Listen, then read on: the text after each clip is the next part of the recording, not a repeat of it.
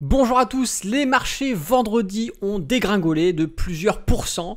Certains d'entre vous qui ont tradé malheureusement alors que c'était cette fin de semaine, il fallait être vigilant, se sont fait balayer. Eh bien je vous propose qu'on regarde un petit peu ce qu'il s'est passé, qu'on fasse un petit peu d'analyse technique vite fait et qu'on regarde un petit peu les différents scénarios qu'il pourrait y avoir sur les prochaines séances. C'est parti.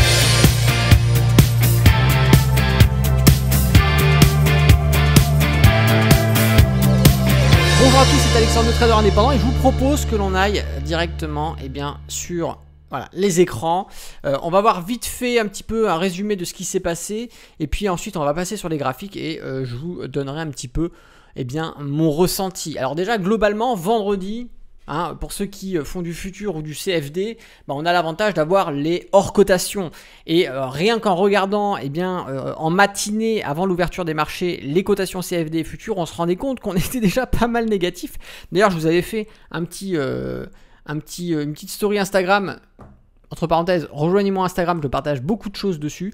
Dans cette story, je vous disais que justement, l'ouverture des marchés allait certainement mettre des claques à certains. Ça n'a pas loupé et on a même bien baissé par la suite. Alors, on le voit, la clôture sur les principaux indices. 2,27% de négatif SP500. L'indice du VIX a bien claqué. Alors, faire attention. On va plutôt même partir sur Investing. Sur les cotations un peu plus classiques. Voilà. On va avoir le CAC 40 qui a dévissé de 4,75%. Le futur qui est passé au-delà des 5%. L'US 500 est bien 2,68% en négatif. Le VIX, lui, qui a bien grimpé. Donc on s'approche de la zone des 30. On va avoir le DAX 4,15%. En fait, les indices européens qui majoritairement ont quand même pris une belle claque dans la gueule. Les indices américains ont suivi également, mais se sont quand même pas mal tenus. Alors c'est étonnant, vu le contexte de Thanksgiving, du manque d'intervenants, peut-être. Ça peut peut-être expliquer les choses. Mais voilà, donc... Grosso modo, très belle décote sur le marché de manière générale. Et maintenant, je vous propose qu'on aille voir un petit peu ce qui s'est passé sur le CAC 40. Sur le CAC 40, on a eu un énorme gap. On va prendre notre outil de mesure et le gap, on va voir sur clôture, ouverture, on a un gap de 3,68%. C'est énorme. Alors, quand on le comblera, tant mieux, mais pour l'instant, vigilance, c'est pas parce qu'il y a un gap qu'il faut acheter, ça ne veut strictement rien dire, c'est surtout les niveaux qu'on va aller chercher. Donc beaucoup de gens sont là, oh là là mon dieu, ça y est, c'était la fin du monde. Non, ça s'appelle un mouvement correctif et c'est normal quand on regarde de par le passé, à chaque fois qu'on fait des plus hauts, on a des mouvements de correction derrière. Forcément, il y a des gens qui veulent prendre leurs bénéfices. Alors il y a un contexte en même temps sanitaire qui peut expliquer les choses évidemment, qui ont peut-être accéléré l'envie de certains intervenants de prendre leurs bénéfices. Mais ce qu'il faut voir ici, c'est qu'on n'a pas cessé de toute l'année de faire des records historiques. On a pété des plus hauts à chaque fois. Ça ne va pas continuer indéfiniment. Il y a bien des moments où on va stagner, ranger, des moments où ceux qui ont acheté au plus bas vont vouloir à un moment donné clôturer leur position et récupérer une partie des bénéfices ou la totalité des bénéfices. C'est normal. Alors effectivement avec ce variant, alors des variants il y en a toutes les semaines, mais là on médiatise un variant, ça fait peur aux gens, donc forcément psychologiquement certains se posent peut-être la question plus rapidement que d'autres, est-ce pas le moment au vu de ce qu'il y a, de ce qui se raconte dans les médias, est-ce qu'il ne vaut pas mieux clôturer maintenant et prendre les bénéfices parce qu'on ne sait pas ce qui va se passer la semaine prochaine. On entend déjà des États parler de fermer les frontières, fermer certains vols. Donc ça va peut-être probablement, si on ralentit les flux de transactions, que ce soit des transactions humaines, à l'intermédiaire de voyages, gens qui voyagent pour le voyage d'affaires, voyage touristique, ou même qu'on ralentit le processus de transfert de marchandises, ça peut avoir un impact effectivement économique sur des secteurs d'entreprise. Et par précaution, effectivement, plutôt que d'attendre que c'est une répercussion sur les bilans des entreprises, les gens vont prendre leurs bénéfices. Donc, de toute façon, un gap énorme comme ça, c'est qu'il y a eu des clôtures massives. Donc ça, c'est clair. Donc voilà, pour mettre en place le contexte, mais on a des niveaux de support qui sont à surveiller, d'accord? J'entends des gens dire depuis un an que le crack arrive, le crack est là, qu'il faut tout vendre. Bah, si ces gens-là étaient vendeurs depuis le début d'année, bon, il y a un problème, hein. J'ai pas envie de voir leur plus-value latente, hein. Mais ce que je veux dire, c'est que, encore une fois, on ne peut pas dire qu'il va y avoir un crack si ce n'est que le constater. D'accord, on peut avoir des éléments précurseurs, des éléments techniques, des éléments fondamentaux qui peuvent mettre sur la piste et donc mettre sur pied un scénario parmi tant d'autres, mais ça ne reste qu'un scénario parmi tant d'autres et on ne pourra affirmer qu'il y a un crack que lorsqu'il se produira et certainement cassera des paliers qui sont critiques. Et on va avoir différents paliers de support ici. On va avoir déjà techniquement, parce que l'on a sur Ichimoku, on va avoir le plat SSB que l'on va avoir sur le niveau, vous voyez, je vous l'ai mis des 6653 pour le CAC 40. On verra sur les autres indices, mais c'est assez similaire. À ce niveau-là, effectivement, au bout d'un moment, forcément, on revient souvent sur des supports, s'appuyer, rebondir, ou on peut même casser, mais on va avoir des niveaux intermédiaires, le 6500 qui va jouer rôle ici de support également. On le voit, les prix ont travaillé. Donc on va avoir un niveau ici à surveiller. Hop, on va avoir ici un niveau à surveiller qui est le niveau, du plat SSB et des 6500. D'accord. On va également, on peut le rajouter, allez, les derniers plus bas sur ces niveaux-là, sur les 6400. Je vais mettre ça 6400, comme ça c'est clair. Et si vraiment on veut jouer la prudence, on peut étendre notre zone critique ici.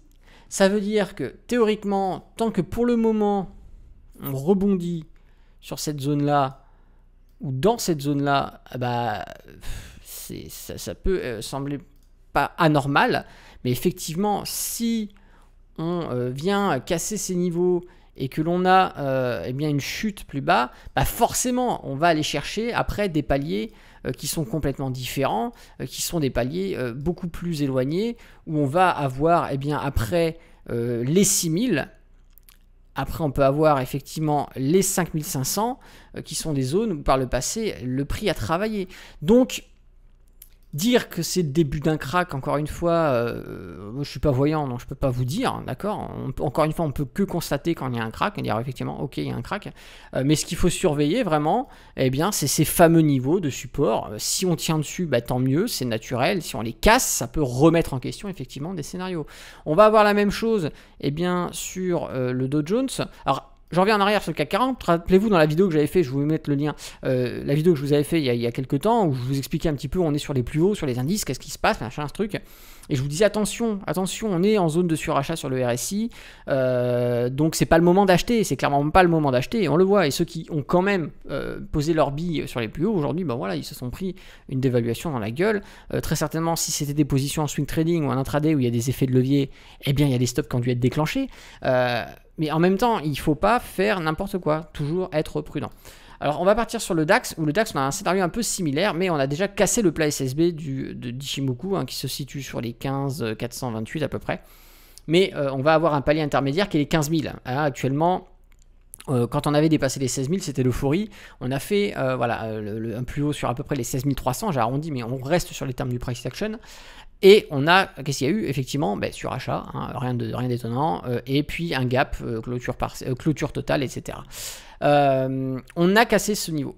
Donc on va avoir en niveau de sécurité les 15 000. Les 15 000, c'est la zone de support vraiment pareil à surveiller. Donc on a des niveaux de prix légèrement différents d'un actif à l'autre, normal, c'est pas les mêmes prix de cotation, mais c'est un niveau de sécurité. Et donc grosso modo, la zone critique ici, on va dire sur le DAX se situerait en prenant en compte les 15 500, le plat SSB et les 15 000. Passer en dessous de tout ça, forcément ce serait pas beau, parce qu'on irait chercher des niveaux de support qui sont beaucoup plus éloignés. Dans ces cas-là, on agrandirait le mouvement baissier et on pourrait parler effectivement d'un mouvement correctif assez fort, ou d'un prémisse, d'un crack par exemple, mais encore une fois, on ne pourra le savoir que s'il a lieu. Je veux vraiment vous dire les choses. On va avoir ici aussi la potentialité d'un travail et d'un rebond ou d'un range. Encore une fois, ça va dépendre de ce que vont vouloir faire les gros intervenants et ceux qui ont le capital suffisant pour faire décaler les cours. C'est pas le particulier avec 1000 euros qui achète ou qui vend qui va faire décaler le marché. C'est plutôt les gros portefeuilles de plusieurs dizaines, centaines de millions, plusieurs milliards, plusieurs dizaines de milliards, centaines de milliards, que ce soit des institutionnels, des fonds d'investissement, des gérants de portefeuille, des banques également, où on va aussi avoir les régulateurs qui peuvent parfois injecter de l'argent ou même retirer des positions. Ça peut avoir de l'influence effectivement, parce que là on est sur des volumes qui sont énormes et qui vont faire bouger les marchés. Mais voilà, en termes de niveau, on va avoir ces 15 000 qui est pour moi, voilà, en termes de prix. Après, on repasse dans les 14 000. Et psychologiquement, c'est pas bon. Et ça peut aller nous faire chercher des niveaux 14 500, 14 000, 13 500. Et encore là, je vous ai mis les niveaux qui sont le plus proches de ce que l'on est actuellement. Mais j'aurais pu continuer comme ça en descendant à chaque fois, à chaque reprise, d'accord ? Ici, ce qu'il faut comprendre, c'est que là, on va être plutôt pour ceux qui font de l'investissement à long terme dans une phase d'observation. Si on arrive sur des niveaux de support et que ça devient intéressant, on peut commencer à faire des achats, mais on ne place pas, si on a 100 000 euros de côté à investir, on ne va pas placer les 100 000 euros d'un coup sur le premier niveau de support. Et ça rejoint un petit peu ce que je vous disais dans la vidéo où je vous montrais un petit peu comment je profitais de la crise du crack flash qu'il y avait eu en début 2020. Je vous donnais les niveaux de support sur lesquels moi je commençais à placer un petit peu 5% de mon capital par-ci, 10% du capital par là, etc., avant de placer après, d'être de plus en plus agressif, plus on allait chercher des nouveaux niveaux de support. C'est comme ça qu'il faut réagir, parce que ça vous permet d'acheter le marché beaucoup moins cher qu'il ne l'a coté. Alors bien sûr, il n'y a pas que ça à prendre en compte, on va regarder également par rapport aux indices, les entreprises qui cotent à l'intérieur, si effectivement c'est juste une dévaluation du titre qui est complètement décorrélée de la réalité de la valeur de l'entreprise, ou si c'est vraiment une perte de la valeur d'entreprise qui fait décoter le titre. Ce sont deux choses complètement différentes. Je ne vais pas m'étaler sur le sujet parce que ce n'est pas le but de cette vidéo. Si on est vraiment purement sur ce qui se passe, ce qui peut se passer et les niveaux qui nous intéressent. Voilà, donc niveau qui nous intéresse sur le DAX, sur le CAC 40, on va avoir les 6000, on va avoir les 5500. Comme je vous le dis, on aurait pu continuer bien plus bas également sur le CAC 40. Mais ce que je vous montre actuellement ici sur les indices européens, c'est valable par exemple voilà, on va partir du Dow Jones. Le Dow Jones, bon voilà, on va retrouver la même configuration, un plat SSB, on va trouver des niveaux de prix, on va trouver des plus bas et on va avoir des zones qui vont être à surveiller ici, ok, voilà. Hop, et puis si on veut vraiment aller après chercher d'autres niveaux de support, on va avoir les 30 200, les 30 250, les 32 000, excusez-moi, les 32 500, les 31 000, 30 000, etc. Cette mécanique-là, elle fonctionne sur tous les indices. C'est le b.a.-ba, je dirais, de la compréhension des prix. Mais voilà, grosso modo, pour moi, rien ne m'étonne. Beaucoup ont été étonnés hier. On dit, ouais, ça y est, ça dévisse, machin truc. C'est que 4%. Voilà. Alors, effectivement, 4% sur une séance, ça peut étonner beaucoup de gens. Mais en réalité, c'est pas si étonnant que ça. Sachant que, comme je vais vous remettre dans le contexte, on a fait plusieurs fois des plus hauts cette année. Donc il est naturel au bout d'un moment, le marché n'évolue pas de façon rectiligne plein nord, on a des phases de mouvement, on a des gens qui clôturent, on a des corrections, on a des ranges, on a des mouvements baissiers, c'est comme ça que fonctionnent les marchés. Il y a des cycles, alors ce ne sont pas des cycles qui se répètent à chaque fois, mais ce qu'on appelle par l'intermédiaire de cycles, c'est qu'on a tout le temps à un moment des gens qui achètent, des gens qui sont observateurs et des gens qui revendent. C'est ça qu'on va appeler un cycle. Et ces cycles-là vont avoir une répercussion sur l'évolution du prix sur les différents indices. Donc pour ma part, investissement long terme, si je devais résumer, observation, on regarde ce qui se passe. Et puis si on arrive sur des niveaux intéressants qui sont un peu plus bas, je commencerai à me repositionner. Vous savez, j'ai clôturé toutes mes portefeuilles à stratégie patrimoniale. J'ai conservé les rendements en long terme, mais j'ai clôturé les stratégies patrimoniales en long terme. Et là, si on arrive sur des niveaux de support qui sont intéressants, je commencerai à replacer ce portefeuille à l'achat. Voilà, 5% par-ci, 10% par-là, etc., en m'aidant de l'analyse technique, mais en même temps en prenant compte du fondamental sur l'aspect économique mondial. Eh bien écoutez, en tout cas je vous remercie d'avoir regardé cette vidéo jusqu'au bout, la petite vidéo du samedi. J'espère qu'elle vous a fait plaisir. N'hésitez pas à mettre un petit pouce si vous avez apprécié ce que je fais, de mettre un petit mot gentil aussi en commentaire, ou tout simplement de faire part de votre propre analyse, de ce que vous avez fait également. Peut-être certains d'entre vous ont décidé d'acheter, de vendre. N'hésitez pas à partager ce que vous faites à la communauté, c'est toujours intéressant de savoir un peu ce que les gens font. En tout cas je vous remercie d'avoir regardé cette vidéo jusqu'au bout. C'est Alexandre, le trader indépendant. Moi moi je vous dis à bientôt pour une prochaine vidéo. Et d'ici là, tradez bien sur les marchés financiers. Ciao!